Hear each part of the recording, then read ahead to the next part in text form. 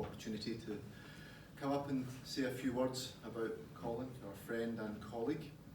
I'd like to move back in time a little bit to 2005, and it's kind of ironic. The ASIM Winter Symposium is on at the moment. It's not really winter, particularly not with global warming around, but they're holding their Winter Symposium, and it's over in Queensland this year. In New Zealand, different place, in Rotorua. And it kind of been doing this talk provokes some memories of the last time I remember the Winter Symposium being in New Zealand, which was, I think, in Queenstown in 2005. 2005 was a very memorable year for me, actually from a New Zealand perspective, for several reasons. Firstly, I sat my ASIM fellowship exam that year and passed, much to my astonishment. And we had to sit the exam, the clinical part of the exam in Christchurch. Christchurch was a beautiful place. It was before the earthquake had been in, and it was lovely and anglified. The second thing that happened that year was that the British and Irish Lions came on tour, and I think the less said about that the better, because we got absolutely hammered in every test. And the third thing was that the ASIM Winter Symposium was held in Queenstown. I didn't get to go, but there was a toxicology symposium, I think, held as part of that conference. And two members of my department, I think, were there. There's Jeff Isbister and Ian White.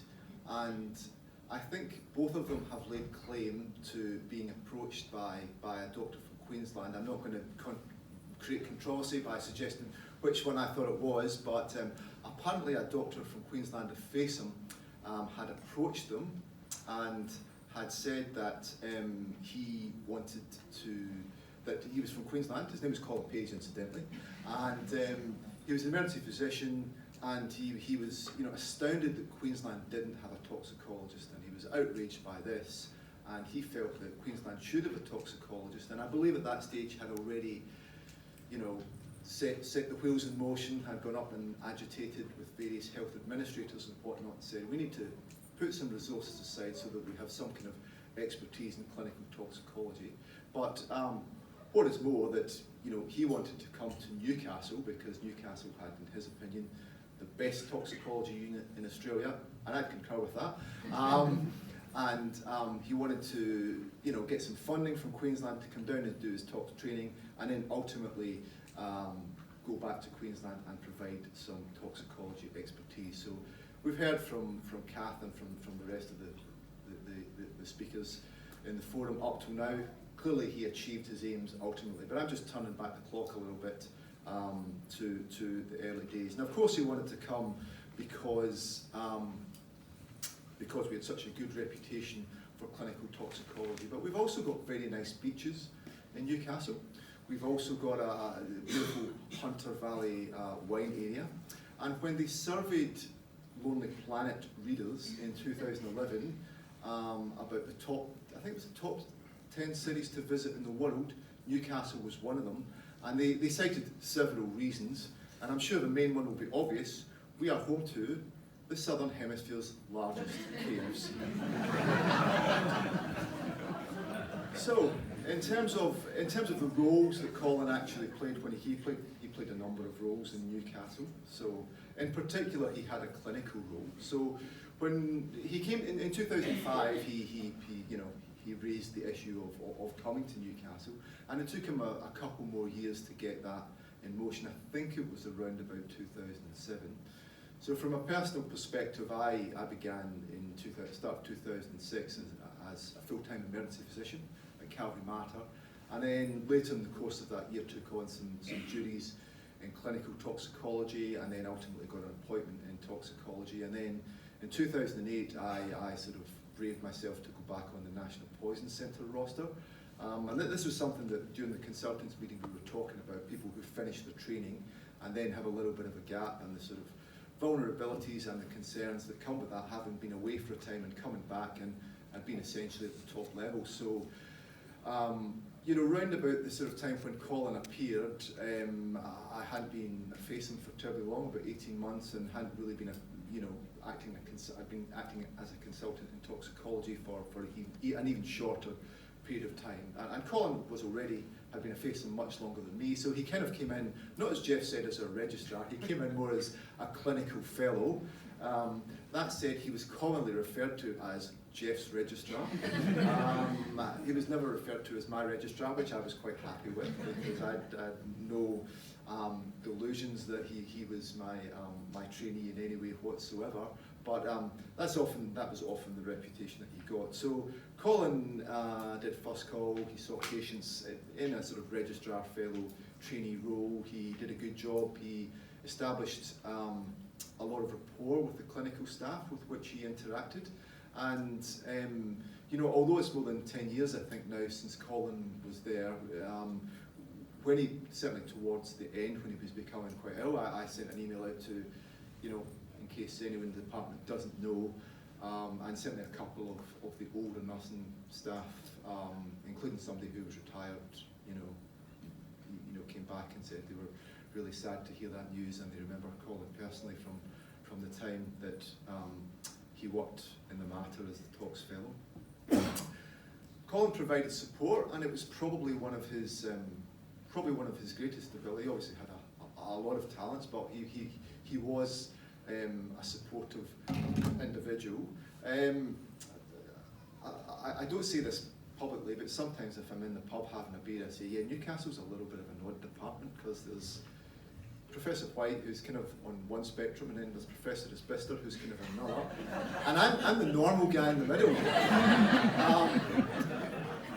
The great thing about having Colin around was that, you know, there were two normal guys. Well, in fact, I actually felt he was really quite normal. Maybe I was on a spectrum as well. But certainly from the perspective of giving support to people, Colin, you know, really was invaluable. He was informed about a lot of things, and certainly, in particular, with one of our junior doctors in clinical toxicology who had been struggling, and we had some concerns about. You know, when Colin worked really quite closely with that particular individual, and they were brought close because of the clinical role that they were both doing, but probably closer than any of the consultants were. And we certainly noticed that you know, the concerns that we had around that particular doctor's performance at that time improved substantially when Colin was around, that period of time when he had direct contact together, because he was a man of the world. He was wise, and he was able to talk about things, to suggest things, and to find you know, better ways of doing things. And certainly, you know, even myself, and you know, on a couple of occasions when I've struggled, we all struggle with the stresses that come with our jobs. I had you know, Colin was a good guy to talk to. He always seemed to have an answer. He always seemed to, you know, a bit like your father in a kind of a way. You know, he always seemed to, you know, even if he was stumped by a situation, he would always have something to say that he would feel was worth saying, and you know, his input from that perspective was valuable. As I said earlier on, Newcastle was certainly an area that's moving. It's got beautiful beaches, and you know, it's got a Hunter Valley area. There's some really nice suburbs, and you know, you can spend $3 or $4 million on a house in Newcastle these days. You'll probably already have gathered by this stage that, you know, in view of the fact that we've published extensively on acute behavioural disturbance, none of these beautiful suburbs lie in our hospital's catchment area. So the behavioural disturbance journey essentially began with the first study here back in 2006, which Colin was involved in. It was something that we had wanted to do for a long period of time. We obviously do get a lot of patients. There's you know, who are behaviourally disturbed at our facility in Newcastle because of the nature of the hospital itself. It's a tertiary referral toxicology unit, and it has an inpatient drug and alcohol unit, and it does take in some of the lower socio-economic suburbs of our city. But what we also had for a long number of years was we had this structured approach to managing these patients, and Jenny Bryant, who's a clinical nurse consultant, who you can see is one of the authors of the top paper. Jenny retired in December last year, and likewise she was one of those people who came up and was really you know, when she heard the news about Colin, was very upset and commented about, you know, the times and the positive interactions that she had with him over the years. But Jenny had set up and trained essentially this structured approach to managing behaviourally disturbed patients in the emergency department. And you know, Colin and Jeff and I, and we press ganged a young resident called Paul Healy, whose name you can see on there, that it would be very good for his career to help us collect the data. And we got that study, which really probably started the ball rolling. From that we moved on to the dorm study, and we heard from Lachlan how that's extended out and started to move into the pre-hospital era. And Colin was around in Newcastle whilst the dorm study was on, and very actively involved in patient management and patient recruitment. So the dorm study was the droperidol IM 10 milligrams versus midazolam 10 milligrams versus a combination of the two. In fact, the one measure of how successful the dorm study was that there was a rule that the registrars had to they had to call the, I can't remember if it's a toxicologist or the emergency physician on. When I'm on it, I'm both. So, but they had to call somebody if they sedated them as part of the dorm study. And so I actually found a case one day that had come in when I was on call, and I had been notified by the registrar. And so I sort of called him aside and said, "Why didn't you call me about that case?" He said, "Well, you see, I was seeing, you know, Mr. Jones in bed 4, and this chap came in, and the nurses just went, 'Oh, let's just dorm him.' And I went on, and it all settled down, and they said I didn't need to be involved." So, and that was kind of the success of the dorm study, the fact that, you know, they just went, "Okay, give him this, bang, and let's wait and see how things go." And Colin was an integral part of that as well. If any of you have ever been to the toxic issues sessions that we're running this Saturday, still space is available, the foundations of that were from Newcastle, and from myself and Jeff and Colin sat down and we put together a few talks, and over the years we've modified it, and particularly the risk assessment and decontamination workshop. A lot of those scenarios are Colin's, so you know, you can blame him if you've been to those courses and you've seen those scenarios. And as was said earlier on, Colin liked teaching. He liked to put over his own way of doing it. The only problem that we did have was that when he moved back to Queensland, he often wouldn't come down until that morning. So we always had a game plan that Jeff or I would do the first talk, because his plane would always get held up in Brisbane because of weather or whatnot.